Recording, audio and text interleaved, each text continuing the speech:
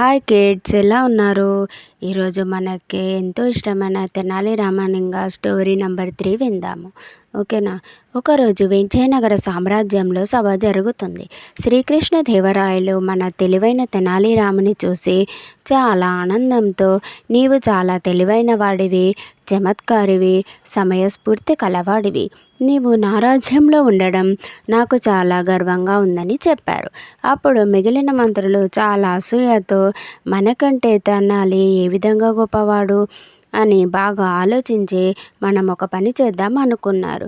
వారంతా కలిసి తెనాలిని ఏ విధంగానైనా మహారాజు ముందు ఓడించాలని అనుకున్నారు.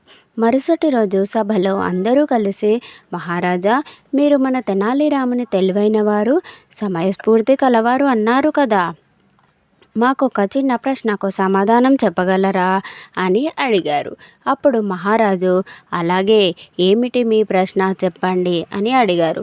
అప్పుడు వారంతా కలిసి, మన రాజ్యంలో ఉన్న మొత్తం కాకుల సంఖ్య చెప్పగలరా అని అడిగారు.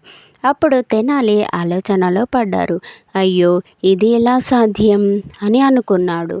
మంత్రులు కావాలని ఇలా చేస్తున్నారు అని అనుకొని ఈ పరిస్థితి నుంచి ఎలా అని ఆలోచించి, మహారాజా, నాకొక రాజు గడువు ఇవ్వగలరా అని అన్నాడు.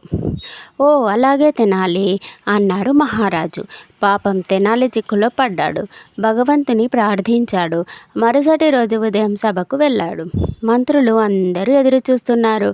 మహారాజు, తెనాలి సమాధానం చెప్పగలవా అని అడిగారు.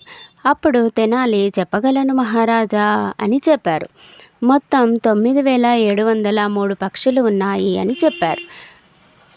ఒకవేళ ఎక్కువగా ఉంటే పక్క ఊరి నుండి వచ్చాయని, తక్కువగా ఉంటే వలస వెళ్ళాయని చెప్పాడు. భలా తెనాలి, నీవు చాలా సమయస్ఫూర్తి కలవాడవు.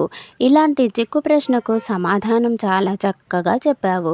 మంత్రులారా, ఇప్పుడైనా మీరు తెనాలి తెలివైన వాడని అంగీకరించక తప్పదు. కిడ్స్, చూసారా మన తెనాలి ఏ విధంగా సమయస్ఫూర్తి ప్రదర్శించాడో?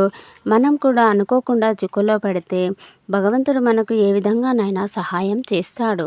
మీరు కూడా ఎప్పుడైనా టఫ్ సిచ్యువేషన్లో ఉన్నప్పుడు గాడ్ని ప్రే చేస్తే డెఫినెట్గా హెల్ప్ చేస్తాడు. కానీ మనం చేయాల్సింది మన ప్రయత్నం. ఓకేనా?